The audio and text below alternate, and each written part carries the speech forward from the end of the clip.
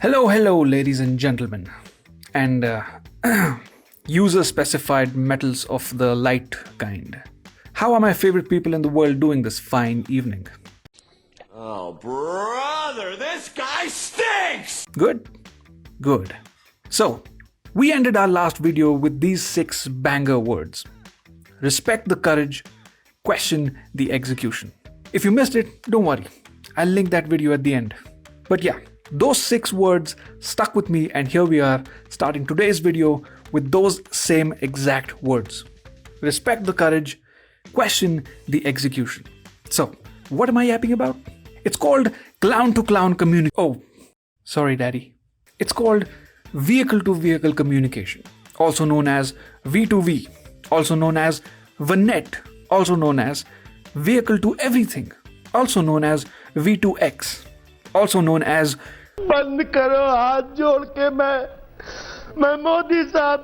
Listen, these bloody cars are learning to communicate with each other, and that's what this new technology is all about.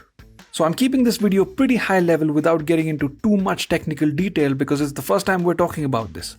But rest assured, if Big Daddy does a goofy, you can bet $100 on the fact that your boy Light Metal will get into the sewers to find the drainage block and expose their wicked schemes. Now, let's begin.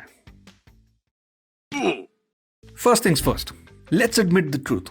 India already has a highly sophisticated vehicle-to-vehicle communication network. It's called the horn. In India, the horn is a complex language. A short beep signals, "I'm right here, you blind moron." A long double honk says, "Move before I get out of my car with a hockey stick." A continuous 10-second blast is, I think, the final battle cry before you end up on the explore page of tomorrow's Instagram feed. But think about it. This acoustic system has a fatal flaw. Latency. By the time you hear the panic honk and your brain processes the danger, you have already rear-ended the rickshaw. We require speed, we require precision, we need the machine to act before the neurons in your brain reach from one end to the other. It's 2026. We have finally pressed the GTFO button on this primitive howling contest. This is vanet, also known as Imagine giving your car a digital sixth sense that allows it to see around corners through fog and past obstacles. This technology enables your car to detect a collision and brake automatically before you even realize something is wrong. But how does it do that? To understand vanet, imagine a chaotic Indian wedding. Men are sitting in a circle joking about politics. Women are looking for the nearest light source to click their 339th selfie. And little rascals are running around the entire venue like their life depends on it. You spot your uncle about to step on a dropped gulab jamun. Spoiler alert, it's the last one. If you were in the old infrastructure model, you would have called him on his phone. The signal would have traveled to a cell tower, bounced to a server, came back to the tower, and finally rang his phone. By the time he picked up the call, he would have already stepped on that sweet sugar ball of type 2 giggles. Do you think this kind of delay is acceptable on the highway? Absolutely not. This is why they invented vanet. It uses the ad hoc approach. You simply shout, "Uncle, stop!" directly at him. He hears you instantly, then you go to him, pick up the gullu and put it in your mouth. That's how important vanet is. Instant rescue from the jaws of death, right into that beautiful face of yours. Nice. This is called peer-to-peer networking. Cars achieve this using a device called an OBU, an onboard unit. Very creative. Think of it as a mandatory always-on walkie-talkie for your car. It operates on a special VIP radio frequency, ensuring your car's digital scream is heard instantly, even in a mobile network dead zone. One thing even an 8th grade JEE aspirant can predict with absolute certainty is that most Western road tech need calibration for Indian use cases. Similarly, Western vehicle-to-vehicle communication systems suffer immediate nervous breakdowns on Indian roads. They rely on lane discipline, a concept that does not exist here. Indian traffic functions like liquid physics. We don't drive in lanes, we seep into gaps. A standard American algorithm would flag every rickshaw squeeze as a collision and scream until you cut the wire. Indian engineers, nerds, are rewriting these rules to handle our chaotic seepage behavior. Some of us already started back in 2024 and have already achieved level 5 autonomy in 2026 on Indian roads. But as Rajesh gets gastroenterologically obtuse, he gets lazy. And as he gets lazy, he downloads Blinkit.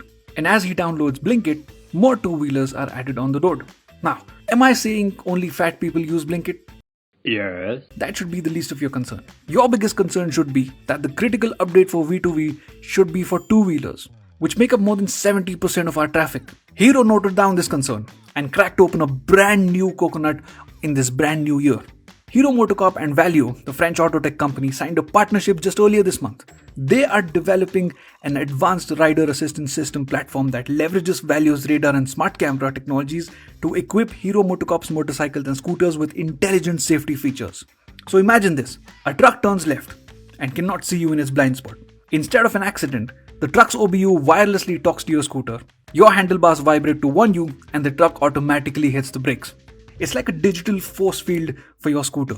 And thanks to this force field, you find your way home instead of finding your way to the Apsaras. Here is the real galaxy brain moment. You have to now stop thinking of your car as a vehicle that gets you from point A to point B. You have to now start thinking of it as a 900 kilo snitch. Today, in the big 2026, detecting a pothole involves you breaking your spine, cursing the municipality, and tweeting out a photo that no one sees. In a V2X world, your car does all the grunt work. If 50 cars hit the same bump on the outer ring road and their suspension sensors spike at the same exact GPS coordinate, the system knows there is a pothole there. It will generate a repair ticket even before you finish cursing. But thanks to unlimited season pass of red tape and corruption, this reporting reality will probably never see the light of day here in India. The V2X system might work for weather too. If 200 cars on the expressway suddenly turn on their wipers at the same 50-kilometer mark, we get hyper-local rainfall data more precise than any weather satellite or radar systems. In computer science, this is called system of systems. It's a giant network of individual systems that can't do anything on their own, but when connected together, they deliver superhuman capabilities never seen before. We can also stop painting speed limits on boards that fade or get stolen. The RSU itself will beam the speed limit directly to your dashboard. What is an RSU, you ask? An RSU is another expensive roadside hardware unit that stores and transmits infrastructure-related information to passing vehicles. Now, making this 8 lakh rupee piece of tech Bihar-proof is one of the many on-ground test cases that the government will have to resolve before making it available to a country that finds personal monetary value in literally anything that can be seen by the human eye. I mean, a normal person thinks, why would I steal a 50-ton bridge? And an Indian thinks, why not? It's right there. Now, let's talk about money. Currently, car insurance is a scam for good drivers here. You pay a premium based on your age and car model, effectively subsidizing the guy who drives like he's in Mad Max. V2X changes this math. Insurance companies in India have received the green light from the IRDAI to offer usage-based insurance. Your car's OBU now tracks everything. It knows if you brake smoothly or panic stop at every signal. It knows if you respect the speed limits. If you drive safely, your premium drops. If you drive aggressively, you pay the idiot tax. This is the end of demographic pricing. Of course, this requires sharing your location data, and under the new DPDP Act, you must consent to this first. But wait, consent in India? Well, I guess that's a thing now.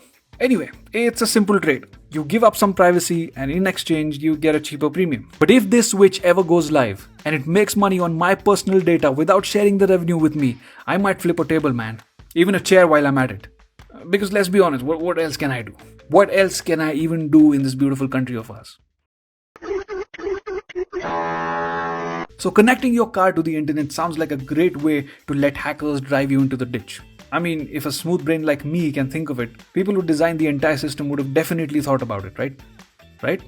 And that's why India has developed the AIS 190 standard. It's like a nightclub bouncer but for your car's brain. It inspects every signal, ensuring your brakes only listen to the real warnings and not a teenager with a laptop trying to create a fake traffic jam. But let's be real. This is India. We are upgrading the software, but the operating system, that is us, is still running on 1980s software. No amount of V2X coding can predict a cow deciding to meditate in the fast lane or a VIP SUV driving on the wrong side because he's late for a ribbon cutting. V2X gives your car a digital sixth sense, but on these roads, you will still need the other 5 plus a prayer. So buckle up, the digital upgrade is loading later this year.